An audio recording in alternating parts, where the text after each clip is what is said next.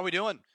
Welcome back to Montreal. Welcome to Draft Day, and welcome to FlamesNation Live on a Thursday as we're getting set for the first round of the NHL Draft. Don't have to keep this too long, but hey, welcome aboard. If you want to get your questions and comments in, we can do so on this Thursday, getting set for the first round of the NHL Draft on Thursday, and still trying to wade through exactly what is going on with Johnny Gaudreau and Matthew Tkachuk and the Calgary Flames. All of that is up for grabs. If you want to jump on and chat with us here on FlamesNation Live, live chat is open.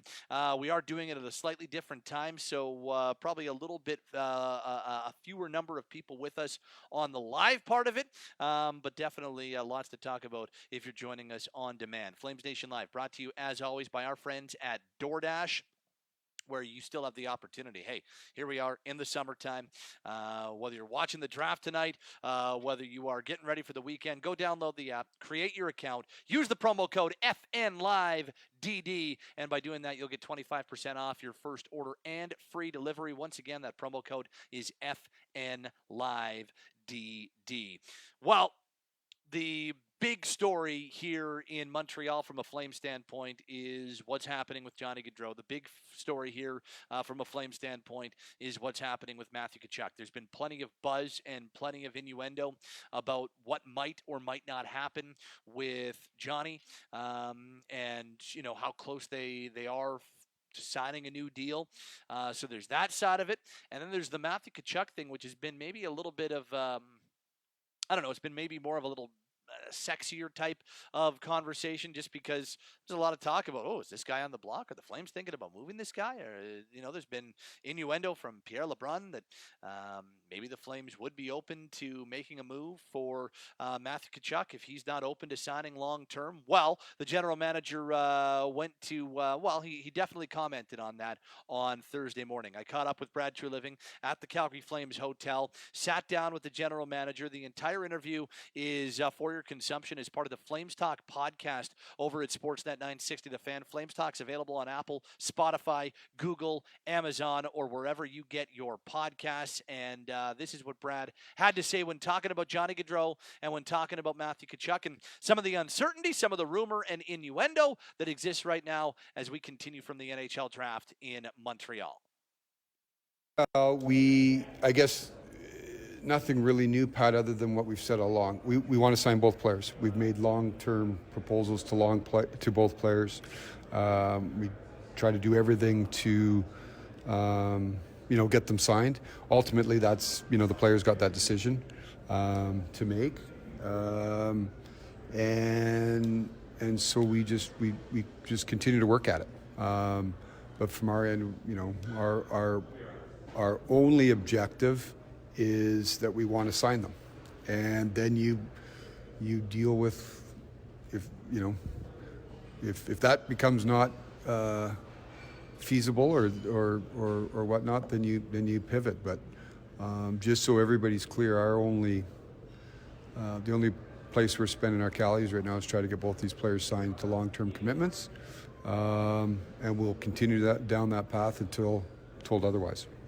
Okay, so I take the general manager at his word when he says the only thing that they're trying to do is sign Johnny Gaudreau and Matthew Tkachuk to long-term contracts. I do take Brad at his word when he says that, without question.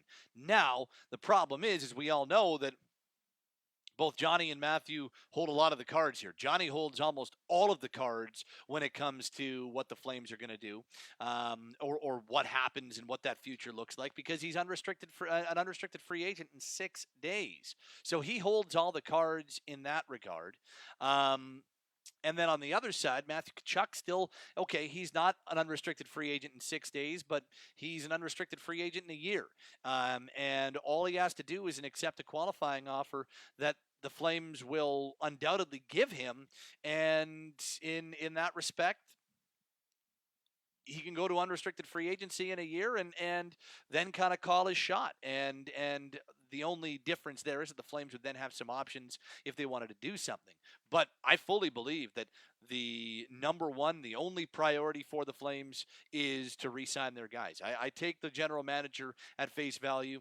I honestly believe that, again, the offer on the table to Johnny Gaudreau, which we all believe to be 8 years and $9.5 million on an AAV, I believe that is on the outside. I think that's a competitive offer. I think that's a fair offer, and I think it's an offer that should absolutely be a good starting point for the two sides to negotiate off of and potentially agree to something on. So that's number one. I do think it's a fair offer. Number two, I don't think it's an offer that was scoffed at by Louis Gross and Johnny Gaudreau's camp. I think it's something that the camp looked at and said that, hey, they're very happy with, and that's a good starting point. The problem is, as we've talked about so many times, this is not just a financial decision that is being made by Johnny Gaudreau. There's a whole lot more that goes into this, and because of that, again, cards not held very much at all by the Flames.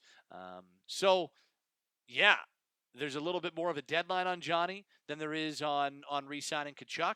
There's a little bit more of a deadline in terms of getting something done, and the Flames have more options if they get the feeling that Tkachuk does not want to sign long-term. But as you heard there from the GM, they have made significant long-term proposals to both players, and on the Matthew front, a little bit more time. On the Johnny front, as we talked about yesterday, and as we'll talk about until a decision is made, I don't think this guy's sleeping very well. I don't think this guy is getting a lot of R&R as it stands right now, because he has a major life decision in front of him, and I think he continues to weigh all the possibilities of that long-term decision.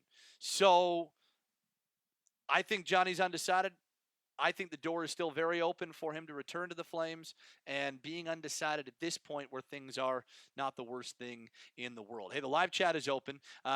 We are doing this at a slightly earlier time, Flames Nation Live, as we do it live, so a few less people with us than normal, and that's fine if you're joining us after the fact. Lots to talk about, and let's not forget the Flames, as it stands right now, do not have a pick in the first round. I'm not feeling super confident that they're going to get into the first round, just because you don't see that very often, but crazier things that have happened. Scott says Johnny's going to walk. He wants to be in Philly, I think. Let him walk. Well, I don't think you let him walk. I mean, you don't really control that. The only thing that I know is that if you don't do everything in your power to convince Johnny to stay, I think you're doing yourself a disservice if you're the Calgary Flames. And that's why I think it's good. The Flames are doing everything in their power to keep him. They have a significant offer on the table. They have room to negotiate, and they've put the ball in Johnny and his camp's court. And now they wait. And as we talked about on Flames Talk on Wednesday on Sportsnet 960 The Fan, I mean, I think there's a significant chance that we see the Louis Gross and Johnny Gaudreau camp wait a little bit closer to the last minute to counter offer and put a big dollar figure on the table and say, okay, 8 times 9.5, that's great. He goes to free agency in 2 hours. We'd like 8 times 10.5. Okay. There you go. And then it kind of puts Brad in a tough spot, and where he's got to make a decision pretty quickly about whether or not he wants to do that. Kyle says the Tkachuk rumors flamed out pretty quick, and I honestly think, look, Brad Treliving talked to me. It sure does feel like he's had some conversation with Elliot Friedman and some of the other insiders that are out there on Matthew Tkachuk. I don't get the sense that this is something that is imminent right now, and I don't get the sense that this is something that they're pushing out there. I think the Tkachuk rumors are something that I don't want to say manufactured, but I do think there's a little bit of an agent sending some stuff out to the media to try and give his group a little bit more negotiating power. And I don't think there's anything wrong with that. That kind of goes with the territory. This is all business, and that's the one thing. This is all part of the game. This is all part of what goes down when negotiating significant contracts. And especially with Matthew when there's a little bit more room for negotiation, a little bit more of a runway for negotiations, yeah, there's going to be some back and forth that goes on, and I think that's exactly what we're talking about. Scott says they made Johnny a huge offer. I believe if he really wanted to be here, he'd have taken the offer. He wants to be closer to his family. So, and I don't know if that's true, Scott. I mean, I think the fact that they have taken the offer and said, okay, that's an offer that we can work with, and that's an offer that we are going to keep on the table and consider. I think that's better than some of the alternatives out there, them being insulted or them just flat out saying, no, I don't want to come back. Scott, I honestly believe that Johnny Gaudreau is fully undecided as to what he wants to do. Do I think that now being married, starting a family, all that type of stuff, do I think there's a little bit more of a pull to be close to home than there was before? Yes. Does that mean that it's the only thing that matters? I don't believe so. And I think that there is still absolutely part of Johnny that is very much considering returning to Calgary. And if that's the case, that's good news for the Flames. And that's why I don't think that you close the door on him returning if you're the Flames until he closes it for you. You got to keep it open for him as long as humanly possible, and they'd like him to come back. Adam says, I'd rather see them pay Johnny the $10.5 million if that's what it takes. They can always trade him for a haul in a couple of years if he really wants to end his career close to home. And that's, that's a very fair point from Adam, because if you're the Flames and Johnny Gaudreau walks for nothing, then you have no options. Like all your options are off the table. If you sign him, at least you have options. The option, of course, the best part about it is that he stays. And if it doesn't work out, or in a few years he wants to go somewhere else, maybe you can trade him, right? You have more options if you keep him. I just don't think, from a Flame standpoint, if there is ever a decision made by the Flames, within reason, of course, not to re-sign him, I just, that to me is where it doesn't make any sense. Andrew says, how forthcoming do you think the players' agents are in regards to their intentions to stay signed long-term? It'd be nice if they were totally upfront so the team could act accordingly. They owe the team that much. Andrew, I push back on that. And I push back on that only because I don't think the player or the agent owes the team anything. Look back 6 years ago.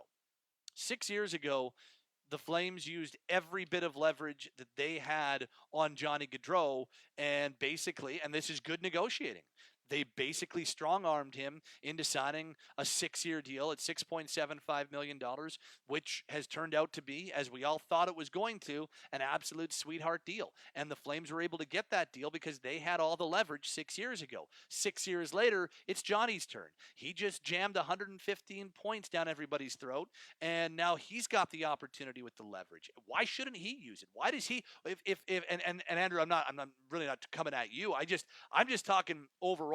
This is a business, and the Flames' last negotiation had all the business edge, and this time Johnny's got the business edge. Why is it cool for the Flames to exert all of their bargaining power on the last negotiation, and now when Johnny's got it, he doesn't get the opportunity to leverage the Flames and to use every bit of negotiating power that he's got in his back pocket? So I have no problem with Johnny waiting until the very end, and if you want to, if that is holding the team hostage, then that's fully within his rights. He has earned the opportunity to get to free agency, and now he's there. Neil says, if Johnny walks, do you think that Matthew would be traded if he doesn't want to re-sign with Calgary? And what about St. Louis as a hypothetical? Yeah, I do think that would be a possibility at some point. If Johnny doesn't re-sign and Matthew is not really feeling all that keen or seeming all that keen to sign long-term, I do think a trade would be in the works. And I know there's been a lot out there today on this Thursday about how no expectations of him being dealt here on draft week, and that's fine. Like I don't think that you need to, if you're going to make that deal at some point, you don't need to do it here at the draft. It could, I mean, if you really want to pick, if you really want, if a team that has a high pick is really interested in him, that at the very least gives a little bit of motivation to get something done at the draft, but it doesn't have to be done here at all.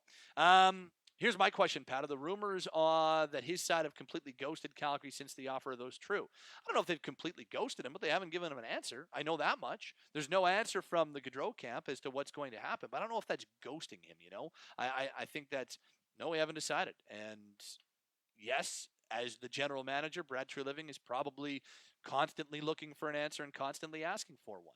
And as Johnny Gaudreau's counsel, Louis Gross is probably not giving him one because A, he doesn't have an answer, and B, if you're trying to exert all your negotiating power, now's not the time to give that answer in this case. So I think that's kind of where we're at when it comes to Johnny and the situation that we're at right now. Okay, as we start to wrap things up, great stuff on the live chat. Flames Nation Live, as always, brought to you by our friends at DoorDash. Promo code FNLiveDD. Go download the app and create the account. By using that promo code, you get 25% off your first order and free delivery. DoorDash brings you Flames Nation Live every single time. Here's the deal. Calgary Flames do not have a pick in the first round tonight. That doesn't mean Sportsnet 960 and Flames Talk doesn't have full coverage. Join me and Pinder at 3 o'clock on Sportsnet 960 The Fan Live. So 3 till 5 is your live edition of Flames Talk and available wherever you get your podcasts, Apple, Spotify, Google, Amazon, and more. First round starts at 5 o'clock Calgary time. Full live coverage for you on Sportsnet 960 The Fan and wherever you get your podcast. As soon as the first round is done, the entire first round will be up for you on the Flames Talk podcast feed as well. So go hit subscribe. Apple, Spotify, Google, Amazon. We'd love to have you along for the ride on Flames Talk. Join us for draft coverage on this Thursday. Join us again on Friday because we've got Friday coverage for you starting at 9 a.m. Calgary time. Same thing on the Flames Talk podcast feed. We're live on Sportsnet 960 The Fan. Exclusive coverage from the NHL Draft on Sportsnet 960 The Fan and FlamesNation.ca. This has been Flames Nation Live. We will talk to you tomorrow, Friday, once the draft is done. That's the next time we'll do one of these. Have yourself a great day. Enjoy your Thursday edition of the draft. Enjoy round one. Talk to you tomorrow. It's been Flames Nation Live, brought to you by DoorDash. Be well.